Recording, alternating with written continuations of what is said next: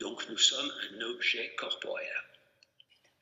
Voilà. Et je vous disais donc cette idée que le premier contact, plus initiatique qu'aujourd'hui éducationnel, c'est le cadavre. C'est pas rien. Quand vous avez 20 ans, 21 ans et que vous voyez aligner des cadavres et qu'on vous demande de les découper, c'est pas rien pour un jeune médecin. Donc, ce corps-objet est, je vais dire un peu schématiquement, le résultat d'une approche philosophique dualiste et qui commence par Platon. C'est très intéressant puisque Platon dans le Phédon, mais aussi dans le Cratyle, il le reprend, dit, écrit, on rapporte, le corps est un tombeau d'âme. Dans le courant chrétien et gnostique, il disait que le corps était une geôle infernale où se cogne l'âme. Le corps est un objet encombrant. Et ça perdure, on va voir. Il y avait une détestation du corps chez les gnostiques, et on voit chez les transhumanistes quelque chose de cet ordre. Le corps augmenté, la téléportation, c'est-à-dire l'esprit pourrait aller habiter ailleurs, se libérer de ce corps tombeau dont parlait Platon, et on va trouver ce dualisme dans son acmé un peu chez Descartes, un siècle après chez Julien Offray de la Métrie, qui a écrit L'Homme-Machine, qui est un petit livre tout à fait passionnant autour du corps comme des rouages, des mécanismes, etc. Et il dit, le corps humain, il écrit, le corps humain est une machine qui montre elle-même ses ressorts. Quelles sont les conséquences de cette vision du corps-objet en médecine?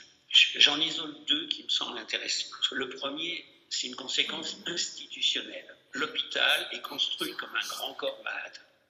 C'est-à-dire, vous avez les disciplines ou les fonctions, les organes ou les fonctions, la cardiologie, la gastroentérologie, etc. Donc, il est découpé par organes et fonctions, avec des hyper-spécialisations. Donc, l'hôpital comme une espèce de copier-coller d'un grand corps malade, ce qui est intéressant dans la représentation sociale. Et relationnelle.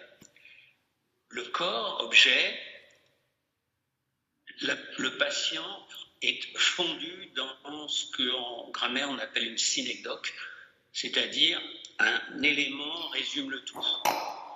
La maladie devient une identité.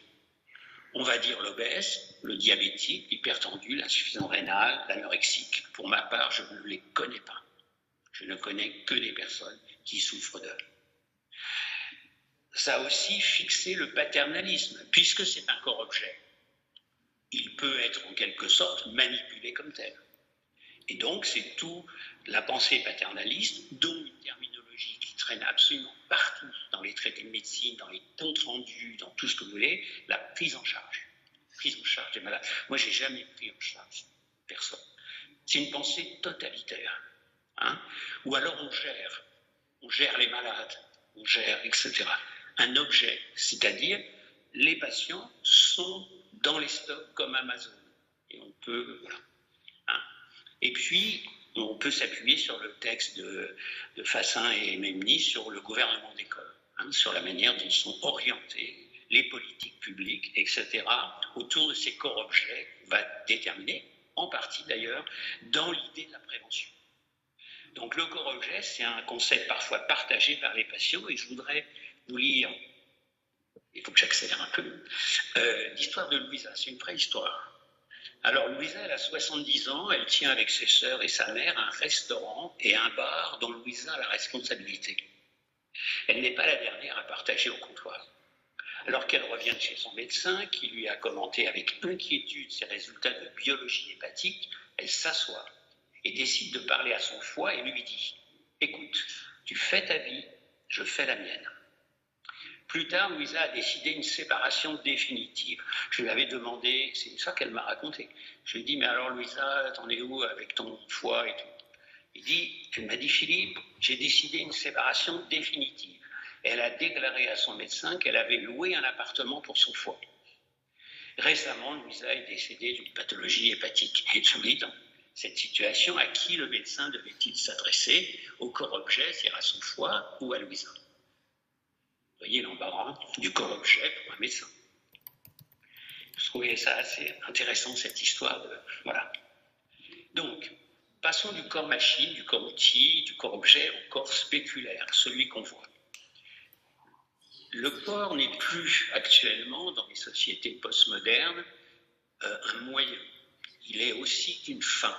C'est-à-dire, le corps comme élément isolable de l'homme n'est pensable que dans des structures sociales individualistes. C'est-à-dire, de se voir que comme sujet au monde, mais dominant en quelque sorte ce monde. Le processus d'individuation favorise l'hégémonie du paraître. Et le corps spéculaire, c'est-à-dire celui que nous renvoient les glaces, mais le regard des autres, bien sûr, renforce la représentation comme objet indépendant de son soi. C'est-à-dire, mon corps m'appartient, mais mon corps, c'est aussi un objet que je vais façonner, transformer, manipuler, tatouer, magnifier d'une manière ou d'une autre, etc. Je vais l'exhiber, hein, je vais le montrer à voir, hein, comme une entité de mon être, mais aussi comme un objet que je regarde, que je contemple. Voilà. Hein. C'est donc un corps comme un objet de sa propre volonté et de la distinction. Et au fond, c'est pour échapper à cette situation terrifiante de la solitude de « où est Charlie ?» Dans la foule, voilà, donc je suis ça, je me montre comme ça, etc. C'est un moyen de se distinguer dans un processus d'individuation. Alors, j'en viens au corps obèse, il me reste 5 minutes. Alors, le corps obèse, au paradoxe de l'invisibilité du sujet.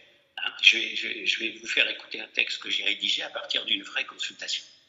Les personnes en situation d'obésité sont remarquées mais ne sont pas élues, au sens qu'on ne va pas les reconnaître dans un idéal.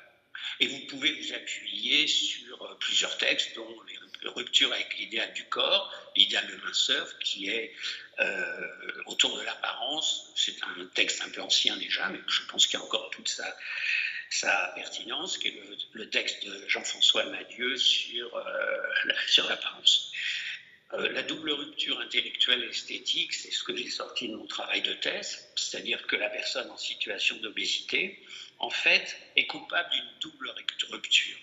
On lui attribue une certaine mollesse des aptitudes psychiques, puisque pour en arriver là, il faut avoir un défaut de la volonté.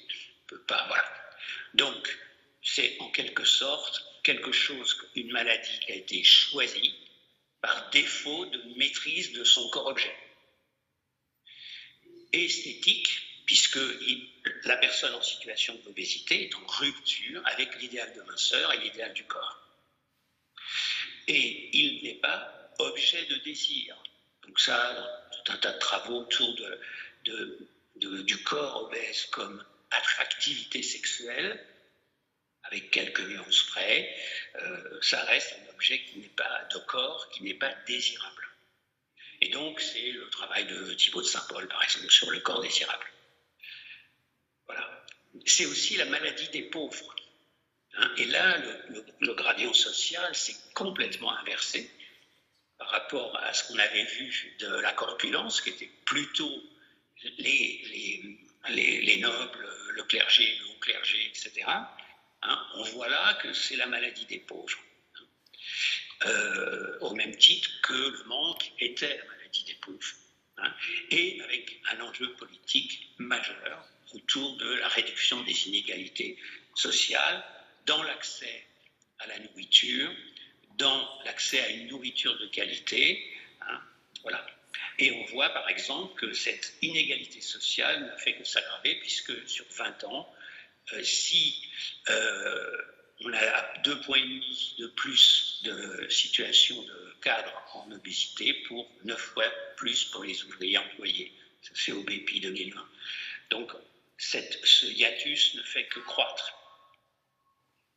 Alors, la personne en situation d'obésité est sujette au stigmate, Parce qu'on attend de cette personne une rédemption.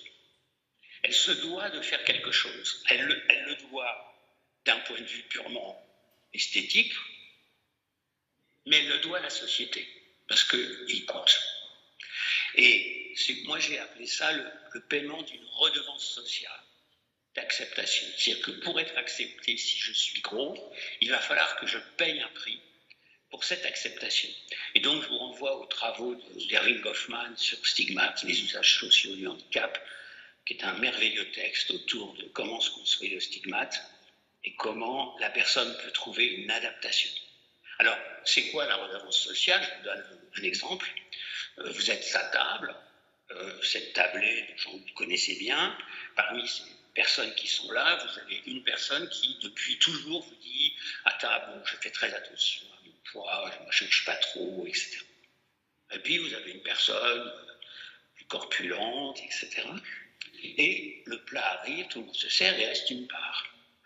À qui allons-nous proposer la part? Évidemment pas à la personne qui, depuis des années, nous dit qu'elle contrôle son poids, son corps. Évidemment. C'est-à-dire qu'on a imprimé dans notre imaginaire qu'elle ne recevra pas la proposition. À l'inverse, bon, allez, tu ne vas pas laisser ça quand même. Donc, cette personne en situation d'obésité, qui n'a plus faim, qui n'a pas du tout envie de finir cette part, va se sentir obligée de le faire pour payer sa contribution d'acceptation dans la tablée. C'est-à-dire qu'il faut qu'elle se mette en conformité avec la manière dont elle peut être accueillie au sein d'une communauté. Et c'est là où le stigmate est extrêmement fort, parce qu'il y a des phénomènes d'anticipation.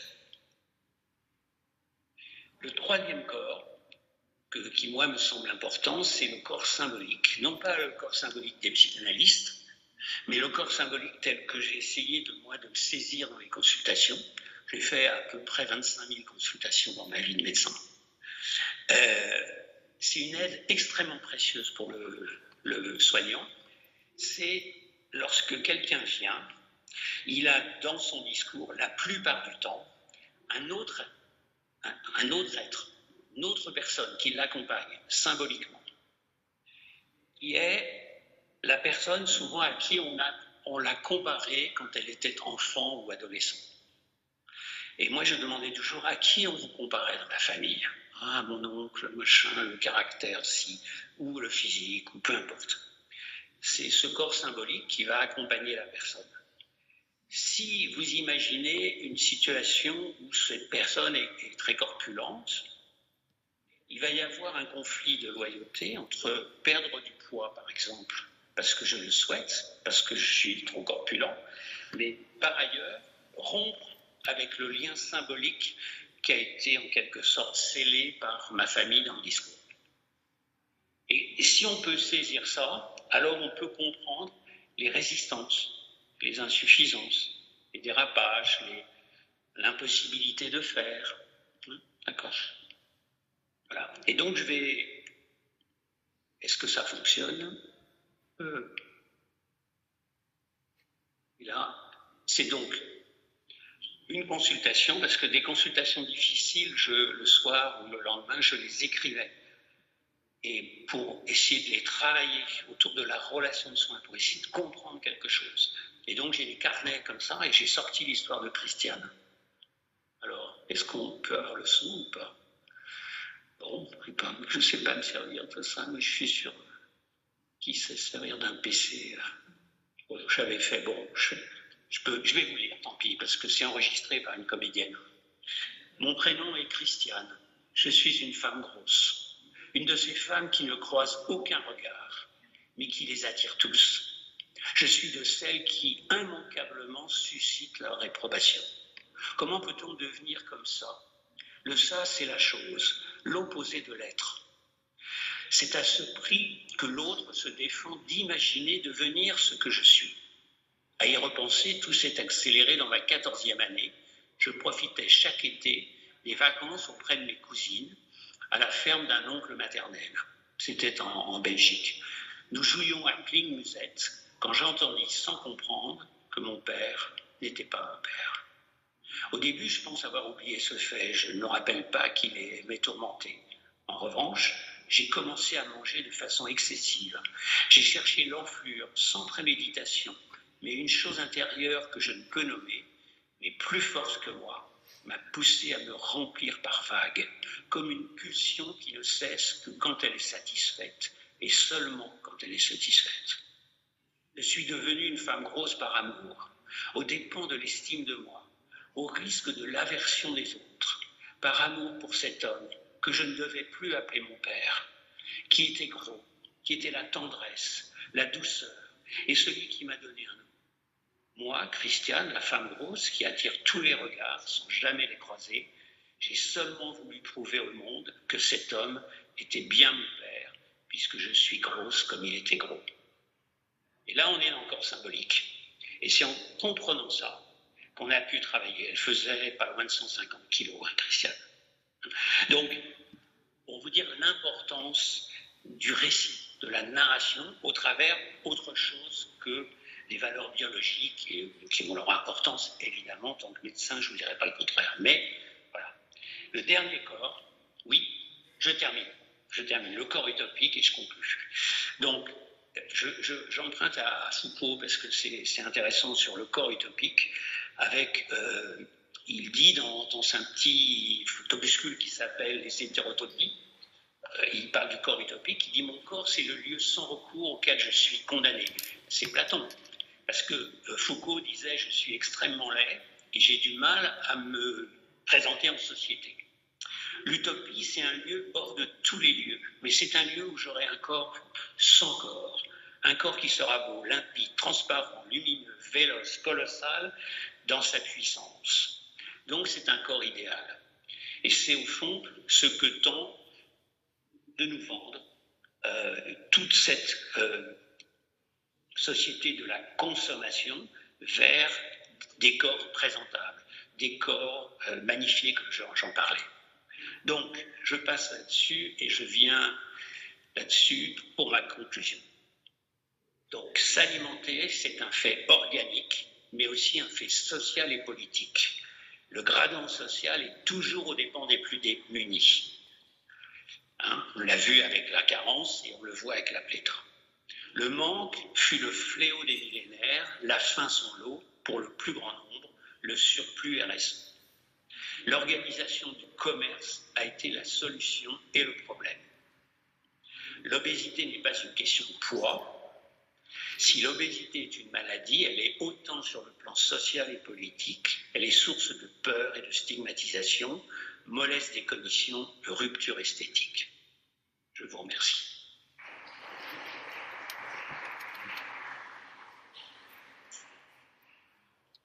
Merci beaucoup.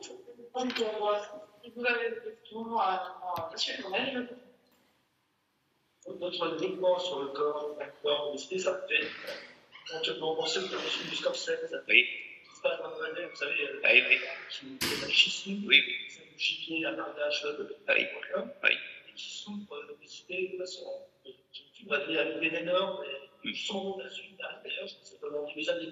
Oui, absolument. Ça a fait sentir à sa femme.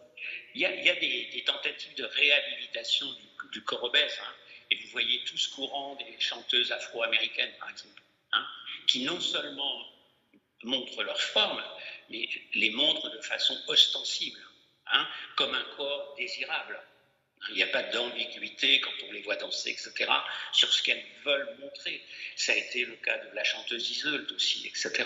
C'est-à-dire qu'il y a des tentatives de réhabilitation du corps, de lutte contre ça, hein, mais on voit bien que ce sont encore des niches sociales qui peuvent, d'une certaine manière, se permettre de se montrer telles qu'elles sont, ces personnes.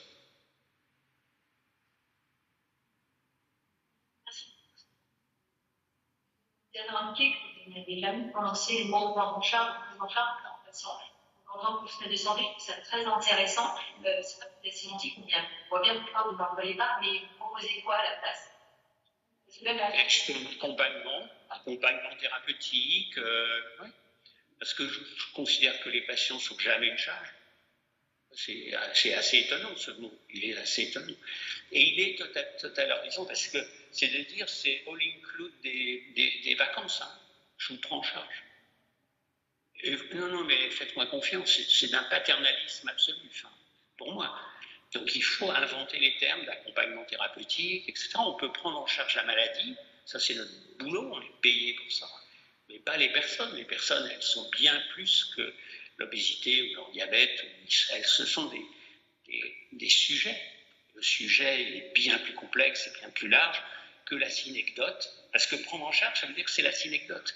L'obèse, l'hypertendu, le parkinsonien, etc. Et ça, pour moi, c'est un vocabulaire qui est banni depuis 30 ans de mon écriture, franchement. Oui. D'après vous, qu'est-ce qui est le plus important pour le traitement mécanique, à faire un symptôme, et dans le traitement par la parole? Les deux. Les deux, parce que l'obésité est une maladie, c'est-à-dire qu'elle a des complications, donc c'est s'occuper des complications, mais ne pas réduire les gens à ces complications. Hein, voilà, peut-être tout à l'heure en aparté, je vous raconterai une très belle histoire d'une autre patiente qui avait toutes les complications et qui m'a dit je veux perdre du poids par amour. Pas parce qu'elle avait le diabète, les apnées du sommeil et tout, par amour. Donc c'est un sujet qu'on a en face de nous. Et c'est tout l'intérêt d'ailleurs d'être soignant. C'est qu'on a affaire à des sujets qui parlent d'une histoire, d'un récit, enfin c'est toute la philosophie de Ricoeur sur l'identité narrative, etc., où on va prendre en compte dans les consultations. C'est ce qui fait ce boulot passionnant, parce que sinon, vous flinguez. Du matin au soir, vous dites, je vais pas bien. Quel boulot. Bon,